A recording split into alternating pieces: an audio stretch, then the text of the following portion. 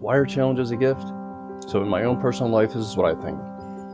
Adversity, being able to overcome something that's very challenging in your life, is a gift. It allows you to learn from it, to become a better person, to persevere, and to get through things. I also think that it's a preparation for greatness.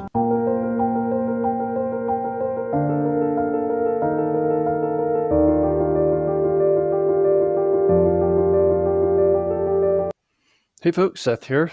If you're watching this and you're looking for some motivation in life and looking for some hope and some strategies to overcome making some wrong decisions in your life, then you're in good company. I want to invite you along with me on this divine adventure as we go through the 7 decisions for success from the book, The Traveler's Gift by Andy Andrews. So I'm going to say that this book, The Traveler's Gift, you can find it on Amazon. That's where I got it. I don't know how much I paid for it, but that's where I got it. I'll definitely say that book has touched me in ways that not many books have. I've read it over and over and over again, and every time I read it, I get something out of it. And my intent is, as we walk through each of these 7 decisions in this book, that the main character, David Ponder, experiences and learns along the way, that it will hopefully bring some inspiration and some strength to you. I will say that this book reminds me a little bit of A Christmas Story by Charles Dickens, if you guys have read that novel or if you've seen the movies.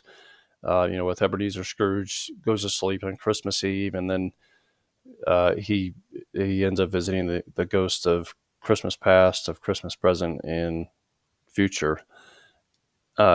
Something similar to that, just as a premise. So David Ponder is the main character of the story. He's a father and a husband. He has a young daughter, and he ends up losing his job. He used to be a successful businessman, executive, and he ends up losing his job, unfortunately. And his young daughter has some pretty serious medical issues that needs treatment, and of course, the treatment costs a lot of money, and it's starting to wear on him. He's lack of patience, very angry, frustrated, depressed in his life, doesn't know what he's going to do. And one night, while he's still trying to lay down and trying to sleep, and he can't, is restless, he gets up, gets in his car, goes for a drive in the middle of the night on a mountain road, and ends up having a car accident.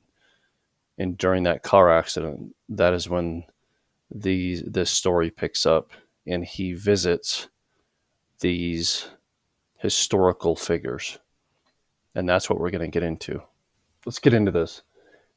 The first decision, David Ponder visits the United States President Harry S. Truman. In case you guys don't know, he was the 33rd President of the United States from 1945 to 1953. So David visits President Truman when he's getting ready to address the nation. And the first decision for this particular chapter is, the buck stops here. I will not let my history control my destiny. So President Truman basically tells David was given a lot of excuses and reasons why he is maybe where he is. And President Truman reminds him, hey, you've chosen the pathway, to your present destination. So the responsibility for the situation is yours and yours alone. So when I was looking at this, I saw that, David had mentioned that his future was what he decided it to be, but it wasn't certainly of his making, right? It wasn't his fault. He said that he had worked for many years to finally end up with no job, no money, no prospects, and now he has a young daughter that has some major medical complications that needs treatment, which costs a lot of money. But I think this points out that we're all in situations in our own, choosing our own decisions and how we got there.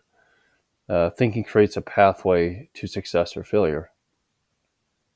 So I think by, if we're disclaiming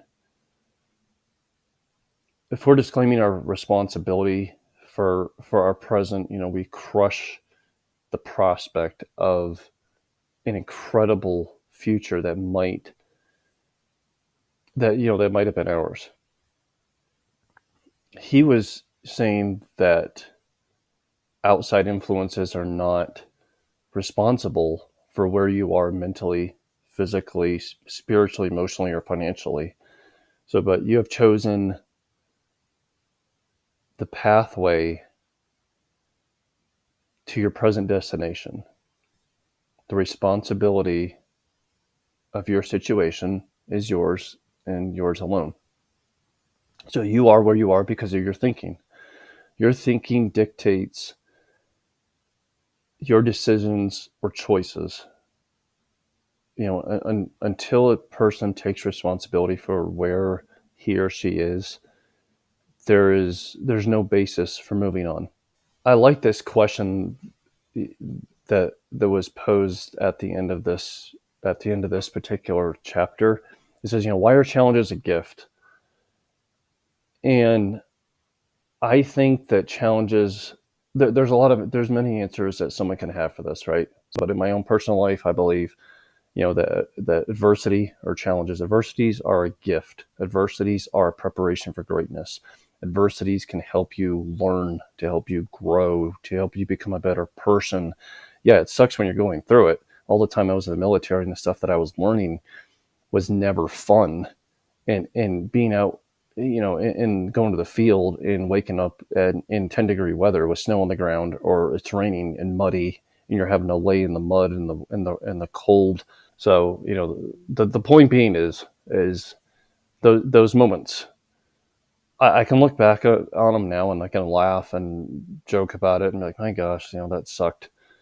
But there was a purpose in it, and it was a challenge. It sucked. It was an adversity, um, but